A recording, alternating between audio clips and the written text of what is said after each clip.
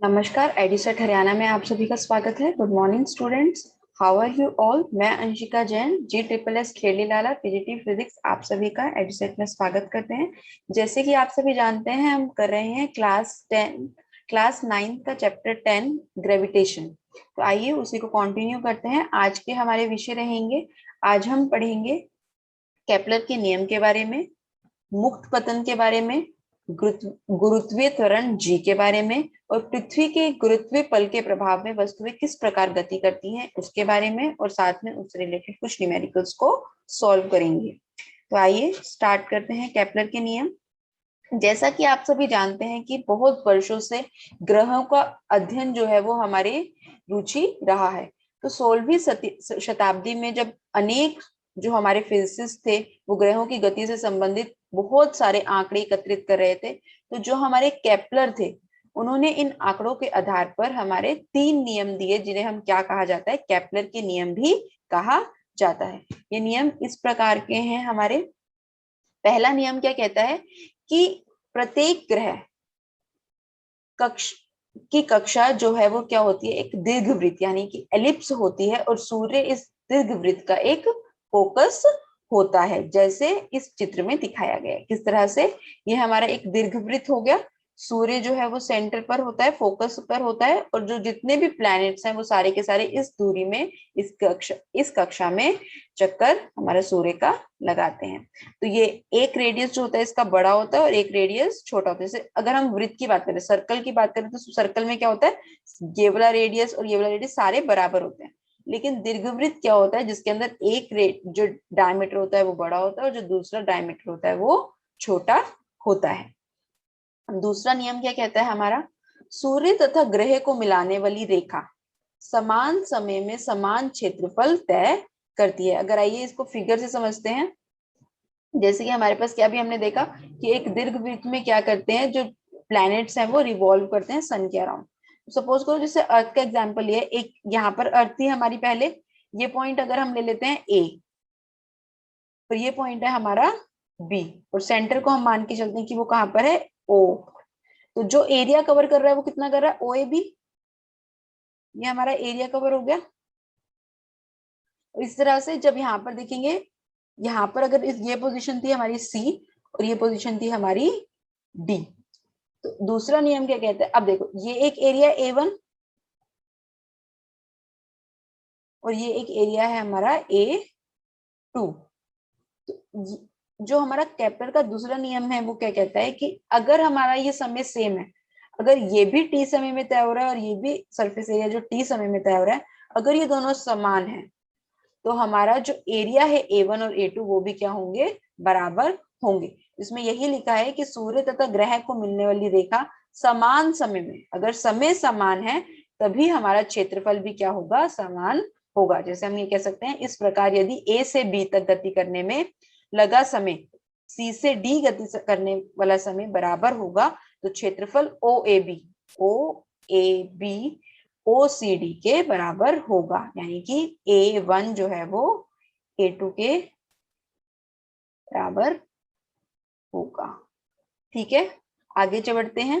तीसरा नियम क्या कहता है, सूर्य के ग्रह किसी ग्रह की औसत दूरी, यानी कि सूर्य से जो ग्रह है उसकी औसत दूरी जो है, औसत दूरी क्यों लिया है, क्योंकि देखो यहाँ पर प्लेनेट की रेडियस जो है वो R1 है, अगर यहाँ पर आ जाएगा तो रेडियस जो है वो चेंज हो जाएगा, क्योंकि एलिप्स में क्या होता है, दीर्घवृत्त में क्या होता है, रेडियस जो है वो चेंज होता रहता है, सेम नहीं होता। इसलिए उन्होंने क्या लिया है, औसत दूरी लिया, मतलब कि इन सबका जब हम एवरेज निकाले थे, एवरेज कैसे निकालते हैं, सबको ऐड करके नंबर ऑफ जितने हमने डिविजन्स लिए थे उससे हम क्या कर देते हैं, डिवाइड कर देते हैं। का घन, घन का मतलब क्या, उसका क्यूब जो है वो किसके बराबर होता है, जितना समय उसे लगता है उस सूर्य के चक्कर काटने में वो किसके बराबर होता है, दोनों समानुपातिक होते हैं। यानी कि आर क्यूब जो है रेडियस का क्यूब, क्योंकि औसत दूरी का क्यूब जो है वो किसके समानुपाती होता है, समय के स्क्वायर के समानुपातिक होता है। क्लियर है सभी को, ये थे हमारे केपलर के 3 नियम। अगर आप अपनी एनसीईआरटी में सर्च करेंगे तो आपको ऑरेंज बॉक्स में या फिर कलर्ड बॉक्स के अंदर ही आपको तीनों केपलर के नियम आसानी से मिल जाएंगे। आइए आगे बढ़ते हैं, मुक्त पतन एक बार रिवाइज कर लेते हैं। केपलर ग्रह गति के नियम क्या कहते हैं? पहला नियम क्या कहता है कि सूर्य के अराउंड जो हमारे ग्रह होते हैं वो क्या करते हैं? एलिप्स में यानी कि दीर्घवृत्त ऑर्बिट में चक्कर काटते हैं। दूसरा नियम क्या कहता है कि जो दोनों सरफेस एरिया अगर समय बराबर है तो दोनों एरिया जो है वो बराबर होंगे। अगर ये O है, अगर ये हमारा O है, ये A है और ये B है और ये C है और D है, तो OAB जो है वो OCD के बराबर होगा। और तीसरा नियम क्या कहता है? औसत दूरी का क्यूब जो है वो किसके बराबर होगा?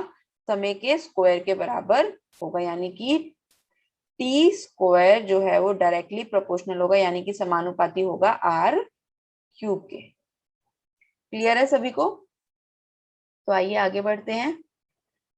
आगे हम पढ़ेंगे मुक्त पतन के बारे में। पिछली क्लास में आपको ध्यान होगा हमने पढ़ा था कि कोई भी वस्तु को जब ऊपर की ओर फेंका जाता है तो वो हमेशा पृथ्वी की ओर आकर्षित होती है। तो वह पृथ्वी की ओर जब आकर्षित होती है तो उस बल को हम क्या कहते हैं? गुरुत्वीय बल कहते हैं। जब हम जानते हैं कि पृथ्वी जो है वो वस्तुओं को अपनी ओर आकर्षित करती है, उस बल को, जिस बल से वो आकर्षित करती है, उस बल को हम क्या कहते हैं? गुरुत्वीय बल कहते हैं। जब गुरुत्वीय बल के कारण पृथ्वी पर कोई वस्तु गिरती है, उसके अलावा उसके ऊपर कोई भी बल कार्य नहीं कर रहा, तो हम कहते हैं कि वस्तु क्या कर रही है? मुक्त पतन में है, क्योंकि उसके ऊपर कौन सा कार्य कर रहा है? सिर्फ गुरुत्वीय बल ही कार्य कर रहा है। जैसे आप इस फिगर में देख सकते हैं, जैसे इस फिगर में एक चिड़िया का पंख है और साथ में 5 रुपए का सिक्का है। तो जब इनको नीचे की तरफ फेंका जाता है तो दोनों पर क्या लग रहा है? सिर्फ गुरुत्वीय बल लग रहा है। और हमने एक ग्लास में रखा है जिसमें हवा भी नहीं है, तो इसके ऊपर कोई भी प्रतिरोधक बल नहीं लग रहा है। दोनों एक ही गति से नीचे की ओर आ रहे हैं। जिससे हमें क्या पता चलता है कि अगर वस्तु पर सिर्फ गुरुत्वीय बल लग रहा है तो वो क्या कर रही है? मुक्त पतन कर रही है। तो हम अब कुछ चीजें नोट कर सकते हैं। क्या गिरती हुई वस्तुओं में कोई वेग परिवर्तन होता है? अब हमें ये पता है कि गिरते समय वस्तुओं की गति की दिशा में तो कोई परिवर्तन नहीं होता। मतलब कि अगर कोई वस्तु जो है ऊपर से नीचे जा रही है तो वो इसी दिशा में नीचे की ओर आती रहेगी।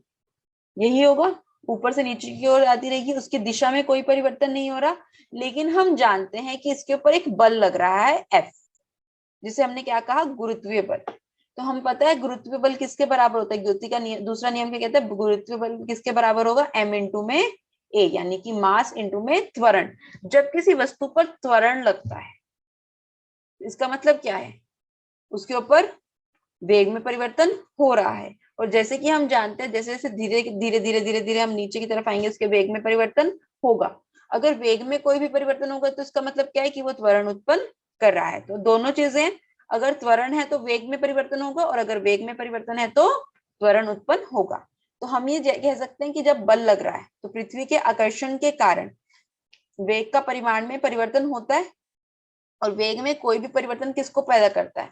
त्वरण को पैदा करता है, क्योंकि त्वरण की हमने परिभाषा पढ़ी थी, किसके बराबर होता है? A is equal to V minus U upon में टी। ये हमने गति वाले चैप्टर में किया था, आपको रिवाइज, आपको याद होगा। तो जब भी कोई वस्तु पृथ्वी की ओर गिरती है तो वो क्या उत्पन्न करती है? त्वरण उत्पन्न करती है। उस त्वरण को हम क्या कहते हैं?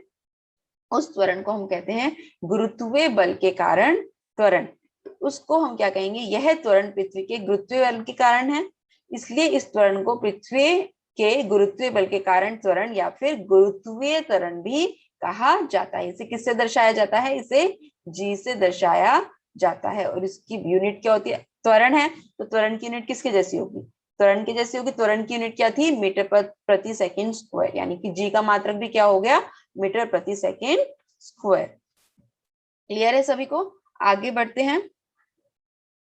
अब हम निकालेंगे रिलेशन बिटवीन जी एंड जी। जी तो हो गया हमारा गुरुत्वीय त्वरण, और ये क्या था हमारा? कैपिटल जी, यूनिवर्सल कांस्टेंट था ना जो हमने पढ़ा था पिछली क्लास में। हाँ, इन दोनों के बीच में अब हम क्या करेंगे? रिलेशन निकालेंगे। तो जैसे कि आपने यूनिवर्सल लॉ ऑफ ग्रेविटेशन में पढ़ा था, यूनिवर्सल लॉ ऑफ ग्रेविटेशन क्या कहता है? कि अगर हमारे पास दो मास हैं तो दो मास जो है वो अपने आप को एक दूसरे को आकर्षित करते हैं। जो गुरुत्वीय बल होता है वो हमेशा आकर्षण बल होता है, कभी भी रिपल्सिव नहीं होता, वो एक दूसरे को हमेशा आकर्षित करते हैं। तो जब हमारे पास दो कोई भी वस्तुएं जिनका भार है तो वो हमेशा क्या करते हैं? एक दूसरे को एक बल से आकर्षित करते हैं। और वो बल किसके समानुपातिक होता है? उनके भार के समानुपातिक होता है। और इनवर्सली प्रोपोर्शनल होता है आर स्क्वायर, यानी कि जैसे जैसे दूरी बढ़ेगी, वैसे भी हमें पता है ना, जैसे जैसे दूर जाएंगे वैसे वैसे आकर्षण जो है वो कम होता चला जाएगा। तो जी जो है वो हमारा क्या आ गया था, स्थिरांक आ गया था। तो आइए रिलेशन निकालते हैं। मान लीजिए हमारे पास एक पत्थर है जिसका द्रव्यमान क्या है, m। यहाँ पर हमारे पास एक पत्थर है जो धरती की ओर गिर रहा है। ये इसकी जो डिस्टेंस है वो कितना है हमारे पास, d है, और इसका मास कितना हो गया हमारे पास, m। तो मुक्त रूप से गिरती वस्तुओं पर क्या लगेगा, सिर्फ गुरुत्वीय बल लगेगा। त्वरण हमने पढ़ा था कितना होता है, g लगता है। इसलिए गुरुत्वीय बल का परिमाण कितना हो जाएगा, गति के दूसरे नियम के अनुसार। गति का दूसरा नियम क्या कहता है, F इज इक्वल टू, अभी हमने रिवाइज किया था, F is equal to mass into में त्वरण। तो यहाँ पर त्वरण हमारा क्या है, g है, और जो पत्थर है हमारा उसका भार कितना है, m। तो हमारा बल कितना हो जाएगा, F is equal to m into में g। इसको, इस इक्वेशन को हमने नाम दे दिया 1। आइए दूसरी इक्वेशन देखते हैं।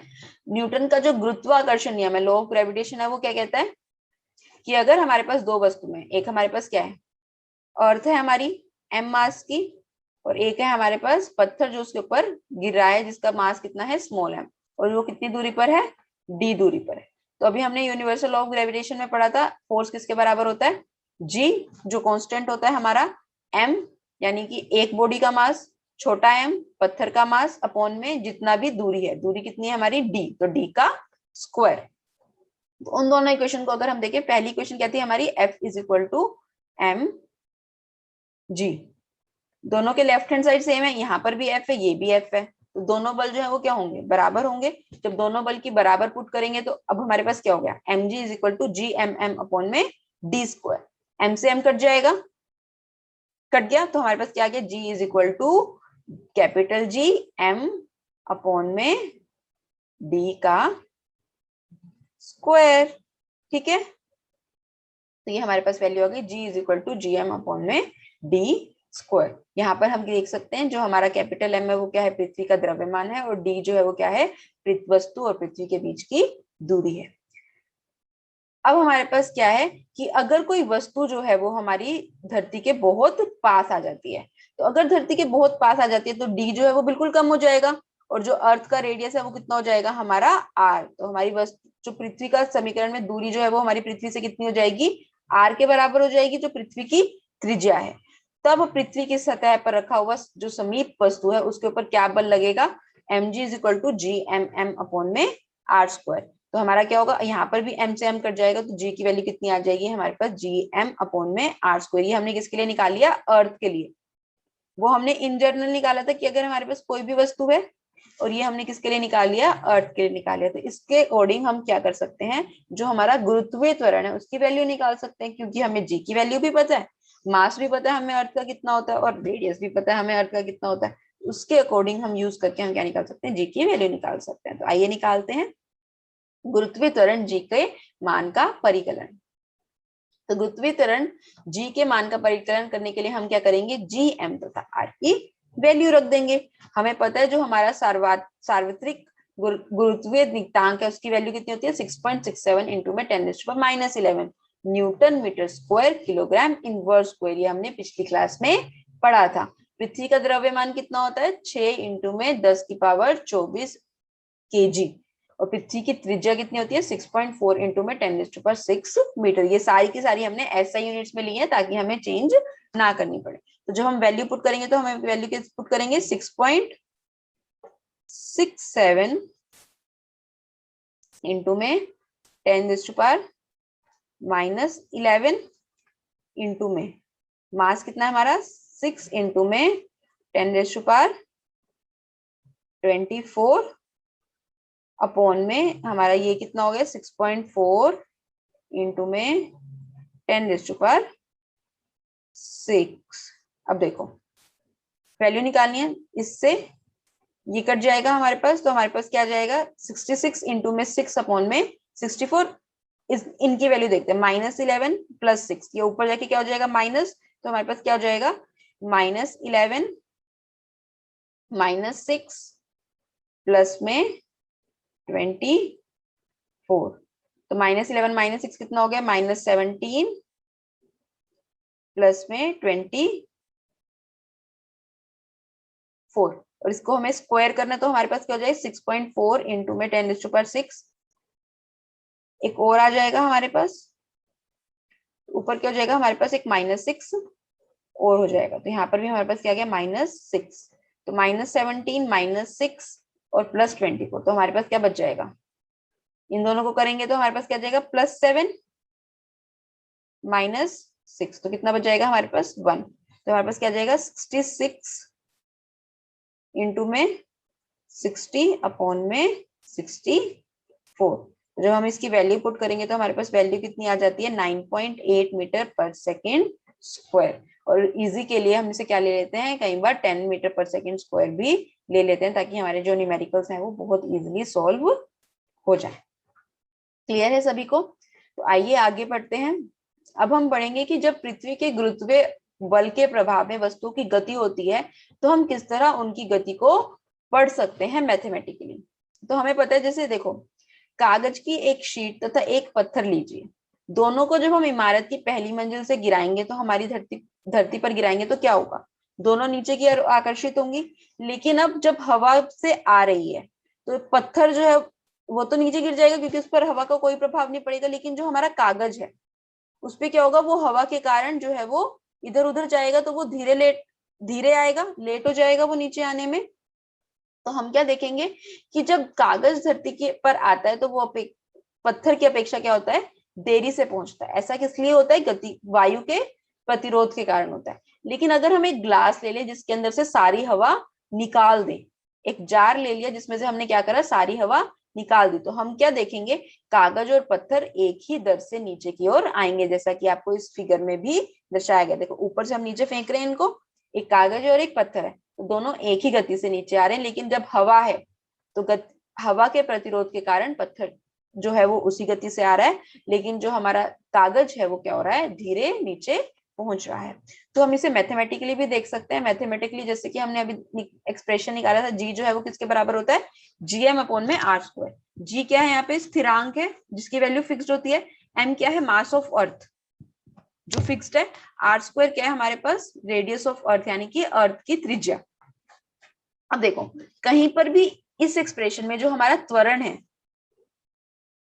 वो वस्तु के भार पर निर्भर नहीं करता, चाहे वो पत्थर हो या चाहे वो कागज हो, चाहे वो ठोस हो चाहे वो अंदर से खाली हो, है ना। इससे हमें क्या पता चलता है कि जो जी त्वरण है वो हमारा किसी भी बॉडी के मास पर डिपेंड नहीं करता, वो द्रव्यमान से प्रभावित नहीं होता। तो कोई भी चाहे हल्की वस्तु हो चाहे भारी वस्तु हो, उसके आकार जो मर्जी हो वो सेम समय में नीचे की ओर आएंगे, क्योंकि उनका त्वरण जो है वो सेम है।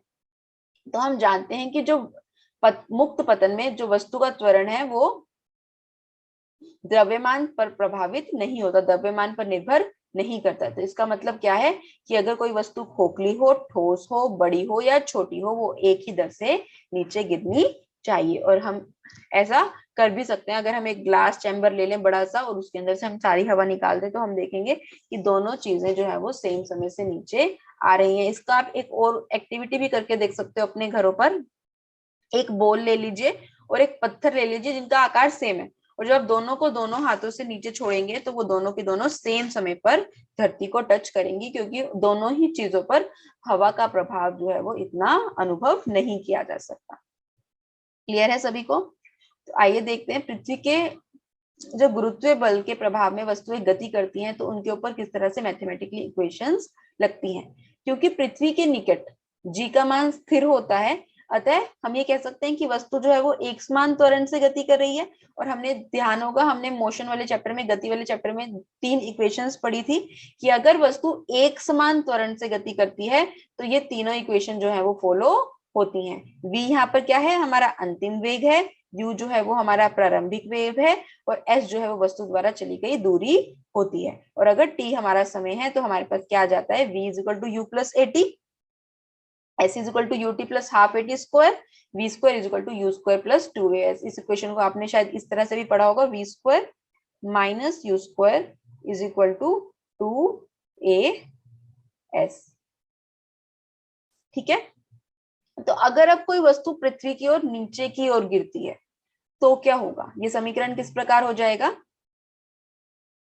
v is equal to you plus G T, क्योंकि त्वरण जो है वो किसके बराबर हो जाएगा? a जो है वो किसके बराबर हो जाएगा? g के। और हमारा जो s है, जो दूरी है, अब क्योंकि वस्तु जो है, सपोज करो इस पर्सन ने नीचे फेंका है, ये हाइट हो गई हमारी h, इसे समय लग रहा है t नीचे आने में, और s जो है वो हमारा किसके बराबर हो जाएगा? h के बराबर हो जाएगा। और इसके ऊपर कौन सा बल लग रहा है? गुरुत्वीय बल लग रहा है। तो हमारा त्वरण जो है वो किसके बराबर हो जाएगा? g के बराबर हो जाएगा। और हम जानते हैं कि नीचे की ओर हमारी वस्तु जब गति कर रही है तो क्योंकि आकर्षण बल होता है, तो हम नीचे की तरफ क्या लेते हैं? पॉजिटिव, और ऊपर की तरफ क्या लेते हैं? नेगेटिव। तो हमारी इक्वेशन क्या हो जाएगी? v is equal to you plus G T, h is equal to U T plus half G T square, and v square is equal to you square plus two G H. हमने क्या किया है? सिर्फ इन तीनों equations में value put कर दी है। इसमें आप देख सकते हैं नीचे की ओर वस्तु जो है वो आ रही है। अगर कोई वस्तु ऊर्ध्वाधर दिशा में गति करे, मतलब कि ऊपर की ओर फेंका जाता है, तो क्या होगा? जब वस्तु को ऊपर की ओर फेंका जाएगा तो आकर्षण बल तो इस तरफ लग रहा है, इस दिशा में, तो हमने नीचे की तरफ तो जी जो है वो पॉजिटिव लिया। अब वस्तु अगर ऊपर जा रही है तो उसका जी कितना हो जाएगा? ऊपर की तरफ जाएगी तो जी जो है वो क्या हो जाएगा? माइनस जी। तो हमारी इक्वेशन क्या हो जाएगी? v इज इक्वल टू, अब a जो है वो हमारा किसके बराबर हो गया? माइनस जी के बराबर हो गया। वही इक्वेशन रहेंगी, v is equal to U minus G T हो जाएगा, h is equal to you T minus half G T square हो जाएगा, और v square is equal to you square minus two G H हो जाएगा। तो हम ये देख सकते हैं जो हमारी साइन कन्वेंशन है वो कैसी रहेंगी वर्टिकल मोशन में। अगर कोई वस्तु जो है वो नीचे की ओर गति करे, मतलब कि ऊपर से नीचे की ओर जा रही है, तो हम क्या करेंगे? उसके जो त्वरण की वैल्यू है वो हम क्या लेंगे? धनात्मक लेंगे। अगर हमारी वस्तु जो है वो विपरीत दिशा में गति कर रही है तो हम उसकी त्वरण की वैल्यू जो है वो क्या लेंगे? ऋणात्मक लेंगे। यानी कि जब ऊपर से नीचे आती है तो प्लस जी, और नीचे से ऊपर की ओर जाती है तो माइनस जी। सभी को क्लियर हो रहा है? Very good.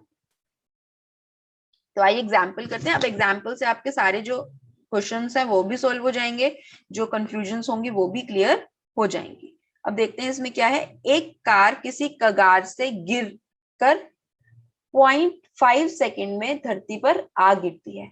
परिकलन में क्या करना है हमें? सरलता के लिए जी का मान 10 मीटर प्रति सेकेंड स्क्वायर ले लेना है। हमने किया था ना, जी के मान ही हमने कितना निकाला था? अब रिवीजन हो रही है, जल्दी जल्दी बताओ। यस, 9.8 मीटर पर सेकेंड स्क्वायर। तो हमें क्या निकालना है? धरती पर टकराते समय कार की चाल क्या होगी, यानी कि वेग बताना है हमें। 0.5 सेकेंड के दौरान औसत चाल क्या होगी, औसत चाल बतानी है। धरती के कगार की ऊंचाई कितनी है। तो हमें क्या क्या दिया हुआ है क्वेश्चन के अंदर? हमें क्वेश्चन के अंदर क्या हुआ है? समय दिया हुआ है 0.5 सेकेंड। प्रारंभिक वेग, क्योंकि वस्तु पहले जो है वो क्या थी? रुकी हुई थी। कार जो है वो रुकी हुई थी, फिर एकदम से उसने चलना शुरू किया तो उसका प्रारंभिक वेग कितना हो गया? 0 मीटर प्रति सेकेंड। जी हमें कितना लेना है यहाँ पर? पहले ही दिया हुआ 10 मीटर प्रति सेकंड स्क्वायर, तो जी जो है वो हमारा क्या हो गया? 10 मीटर प्रति सेकंड स्क्वायर। अब वस्तु क्या कर रही है? नीचे की ओर आ रही है। कार नीचे की ओर आ रही है तो हमने ए क्या लिया है? प्लस 10 मीटर प्रति सेकंड स्क्वायर लिया है। अब हमारी इक्वेशन क्या कहती है? v is equal to you plus A T. U कितना हो गया हमारा? 0।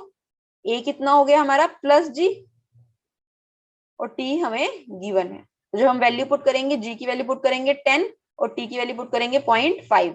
0.5 में से जब पॉइंट हटाएंगे तो नीचे क्या हो जाएगा? 10।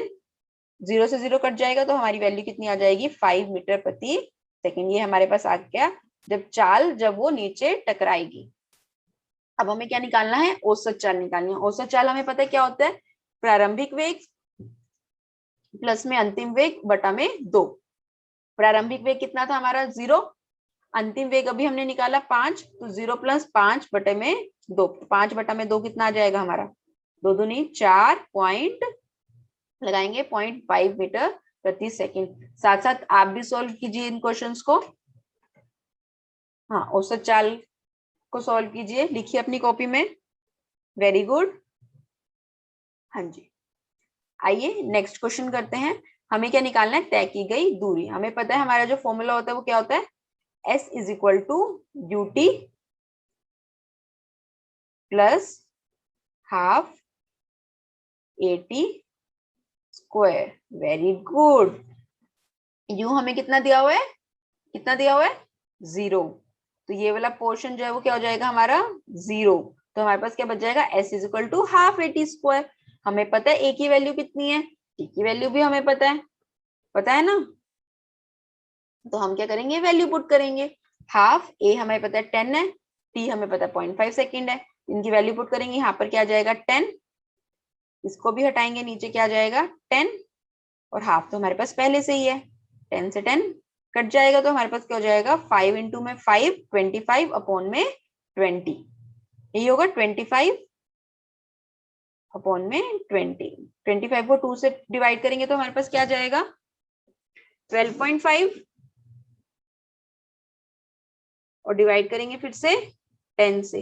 जब 10 से डिवाइड करते हैं तो पॉइंट जो है वो क्या हो जाता है, आगे की तरफ शिफ्ट हो जाता है, तो हमारा आंसर जो है वो क्या हो जाएगा 1.25 मीटर हो जाएगा। तो हमने 3 चीजें निकाली इसमें। हमने क्या देखा, जब धरती पर टकराते समय उसकी चाल कितनी हो गई थी 5, औसत चाल हमने निकाली थी 2.5 मीटर प्रति सेकेंड, और हमने क्या निकाला, उसने कितनी दूरी तय करी है, वो कितनी है 1.25 मीटर है। तो आइए एक और क्वेश्चन करते हैं। एक वस्तु को ऊर्ध्वाधर दिशा में ऊपर की ओर फेंका जाता है। कौन सी दिशा में लिया है हमने, ऊर्ध्वाधर, मतलब कि ऊपर की दिशा में फेंका जाता है, और यह वस्तु क्या करती है 10 मीटर की ऊंचाई तक पहुंचती है। हमें क्या निकालना है, वस्तु कितने वेग से ऊपर फेंकी गई थी तथा वस्तु द्वारा उच्चतम बिंदु तक पहुंचने में कितना समय लिया गया। देखो सपोज करो हमारे पास क्या है, यहाँ पर एक पर्सन खड़ा है, उसके हाथ में एक क्या थी, एक गेंद थी। उसने क्या करा, ऊपर की ओर फेंका, वस्तु ऊपर की ओर जाएगी, वहां पर रुकेगी और फिर नीचे की ओर आएगी। हमें क्या निकालना है, जब उसको फेंका तो उसे किस वेग से फेंका था। तो हमें ये पता चल गया कि ऊपर जाके रुकी, जब रुकी तो इसका मतलब क्या है, जो उसका अंतिम वेग है वो कितना हो गया 0 मीटर प्रति सेकेंड, और हमें क्या दिया हुआ है, ऊंचाई दी हुई है। तो हमें क्या निकालना है, u निकालना है और समय निकालना है, यानी कि t निकालना है। तो आइए क्वेश्चन को स्टार्ट करते हैं। हमें क्या दिया हुआ है, तय की गई दूरी 10 मीटर दिया हुआ है, अंतिम वेग अभी हमने डिस्कस किया था कितना हो जाएगा 0 मीटर प्रति सेकेंड। त्वरण बताइए अब मुझे कितना होगा, जी कितना होगा। इजी के लिए क्या लें, अब क्वेश्चंस में आपको एक चीज याद रखनी है, जब दिया हुआ है 10.8 तभी 10.8 लेंगे, 10 लेंगे। अगर क्वेश्चन में वैल्यू नहीं दी हुई, जैसे इस क्वेश्चन के अंदर हमें जी की वैल्यू नहीं दी हुई, तो हम क्या लेंगे 9.8 मीटर प्रति सेकंड स्क्वायर लेंगे। अगर क्वेश्चन में दिया हुआ है कि हम 10 यूज कर सकते हैं, सिर्फ पिछले क्वेश्चन में हमने देखा था तो हम 10 ले सकते हैं, लेकिन अगर हमें नहीं दिया हो तो हम अपनी मर्जी से 10 यूज नहीं कर सकते। हमें क्या यूज करना है 9.8 मीटर प्रति सेकंड स्क्वायर यूज करना है। ये बहुत इंपॉर्टेंट है क्योंकि हम बहुत बार भूल जाते हैं कि हमें लगता है कैलकुलेशन इजी हो जाएंगी तो हम 10 यूज कर लेते हैं, लेकिन हम नहीं यूज कर सकते जब तक हमें क्वेश्चन में नहीं दिया गया।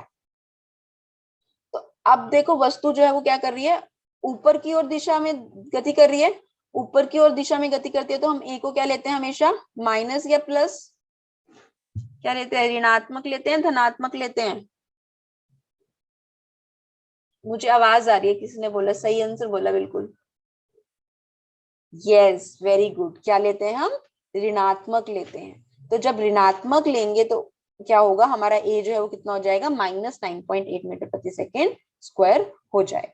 तो आइए क्वेश्चन को सॉल्व करते हैं। अब हमें पता है, अब देखो क्वेश्चन के अंदर हमारे पास अब 3 इक्वेशन है, v is equal to you plus eighty, s is equal to U T plus half eighty square,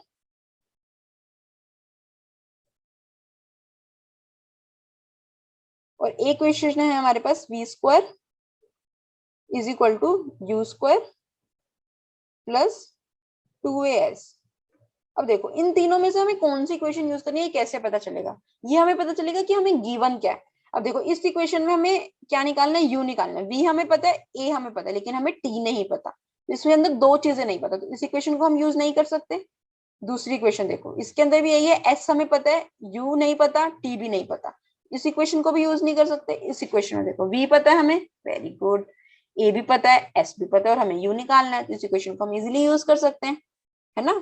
ये आपको हेल्प करेगा मोशन वाले चैप्टर में भी, कि हमें क्या देखना है, पहले क्या दिया हुआ है, फिर उन इक्वेशन को हमें उसी तरह से यूज करना है। तो आइए, तो इस इक्वेशन में अगर हम पुट करेंगे v जो है वो हमें कितना दिया हुआ है 0, u हमें निकालना है, टू वही रहेगा, ए जो है वो अभी हमने देखा था -9.8 था, 10। जब हम वैल्यू पुट करेंगे ये पॉइंट हट जाएगा तो हमारे पास क्या आ जाएगा, 10 नीचे की ओर आ जाएगा, 10 से 10 कट जाएगा तो हमारे पास क्या हो जाएगा, 2 इंटू में 98, तो हमारे पास क्या हो जाएगा, 0 is equal to you square minus 196। हम क्या करेंगे, यू स्क्वायर को इधर लेके जाएंगे तो वो कितना हो जाएगा, minus you square is equal to -196। तो हमारे पास क्या हो जाएगा, माइनस से माइनस कट जाएगा तो हमारे पास क्या आ जाएगा, u square is equal to, you square क्या आ गया हमारे पास 196। अच्छा, अब मुझे ये बताओ कि मुझे स्क्वायर कौन बताएगा, 196 किसका स्क्वायर होता है, जल्दी जल्दी जल्दी, I am waiting. Very good, कितना होता है 14, तो यू जो है वो हमारा कितना आ गया, 14 मीटर प्रति सेकेंड आ गया। अब हमें क्या निकालना था, समय निकालना था, तो हम कौन सी इक्वेशन यूज कर सकते हैं, इजीएस्ट इक्वेशन यूज करेंगे, v is equal to you plus at. वैसे तो हम s is equal to UT plus half eighty square भी यूज कर सकते हैं, लेकिन उसमें क्या होगा, हमें स्क्वायर करना पड़ेगा, फिर हमें फैक्टर्स निकालने पड़ेंगे, तो वो थोड़ा सा लेंथी हो जाता है, इसलिए हम क्या करते हैं, इजी इक्वेशन को यूज करेंगे। तो हमारे पास इजी इक्वेशन कौन सी है, v is equal to you plus eighty.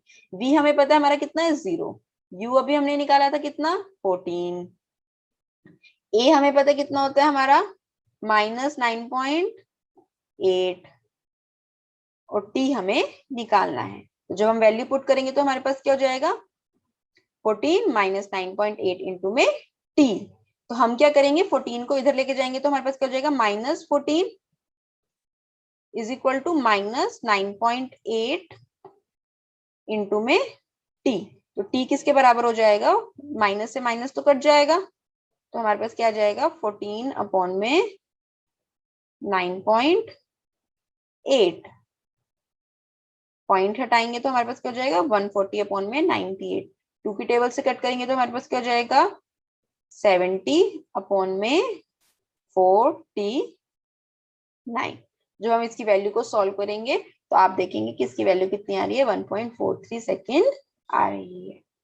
ठीक है, सभी को क्लियर है, ये आपके एनसीईआरटी के सॉल्व्ड एग्जांपल्स हैं, इनको जरूर प्रैक्टिस करें क्योंकि इस तरह के क्वेश्चन जो है वो पेपर में भी पूछे जाते हैं। और आप अगर देखेंगे बैक एक्सरसाइज में भी आपके इस तरह के क्वेश्चन जो है वो बहुत सारे दिए हुए हैं, तो आप अपना होमवर्क कंप्लीट करेंगे, इन एग्जाम्पल्स को दोबारा से सॉल्व करके देखेंगे और बैक साइज में जितने भी एग्जाम्पल्स हैं मुक्त पतन से रिलेटेड उन्हें सॉल्व करेंगे। तो आइए कुछ एक दो एमसीक्यूज भी कर लेते हैं। तो पहला एमसीक्यू क्या है, गुरुत्वीय बल के कारण त्वरण का मात्रक क्या था, किसके बराबर था त्वरण का मात्रक, जी का मात्रक क्या था, जी का मात्रक किसके बराबर था, किसके मात्रक के बराबर था, किसके किसके किसके, वेरी गुड, ए के बराबर था, वेल डन। ए का मात्रक क्या होता है, मीटर प्रति सेकंड, मीटर प्रति सेकंड किसका मात्रक होता है, ये तो वेग का मात्रक होता है, मीटर प्रति सेकंड स्क्वायर। ठीक है, हाँ जी ये तो ठीक है, ये त्वरण का मात्रक होता है, तो इसका मतलब क्या है, हमारा बी ऑप्शन सही है। आगे सी ऑप्शन भी चेक करते, क्या पता वो भी सही हो, मीटर सेकंड, नहीं ये तो बिल्कुल गलत है, ये तो किसी का मात्रक भी नहीं होता। मीटर सेकंड स्क्वायर, नहीं ये भी मात्रक गलत है, तो हमारा जो ऑप्शन है वो कौन सा हो गया, मीटर प्रति सेकंड स्क्वायर। तो आइए अगला प्रश्न करते हैं, गुरुत्वीय त्वरण जी का मान क्या होता है, ये तो अभी हमने किया था। यस, कहीं से मुझे आवाज आ रही है, कितना होता है, कितना होता है, ऑप्शन देखें, 9.8 मीटर प्रति सेकंड स्क्वायर। यस, यूनिट भी ठीक है मीटर प्रति सेकंड स्क्वायर और वैल्यू भी ठीक है, तो ये ऑप्शन तो हमारा ठीक है। 980 मीटर प्रति सेकंड स्क्वायर, नो, क्या होना चाहिए, 980 के साथ अगर हम यूनिट लगाएंगे तो कौन सी होनी चाहिए, 980 सेंटीमीटर प्रति सेकंड स्क्वायर होना चाहिए, 980 सेंटीमीटर प्रति सेकंड स्क्वायर अगर होता है तो हमारी वैल्यू ठीक होती है, वरना सही नहीं होती, क्योंकि मीटर के अंदर कितने सेंटीमीटर होते हैं, 100। जब 9.8 को हम 100 से मल्टीप्लाई करते हैं तो हमारे पास क्या जाता है, 980 सेंटीमीटर प्रति सेकंड स्क्वायर। तो ये वाला ऑप्शन तो हमारा गलत हो गया क्योंकि उसमें यूनिट अलग दी हुई है, 98 मीटर प्रति सेकंड स्क्वायर तो हो ही नहीं सकता क्योंकि 9.8 है, तो ये भी ऑप्शन गलत है। 10 मीटर प्रति सेकंड स्क्वायर, यस, ये वाला सही है, क्योंकि कई बार हम क्वेश्चंस में अपनी कैलकुलेशन को इजी करने के लिए इस वैल्यू को यूज करते हैं। आज के लिए हमने इतना ही पढ़ना था। तो अपनी बुक्स में इसको जरूर याद करेंगे, अपनी बुक्स में रीड करेंगे और इसे याद करेंगे। बहुत इंपॉर्टेंट टॉपिक है मुक्पतन।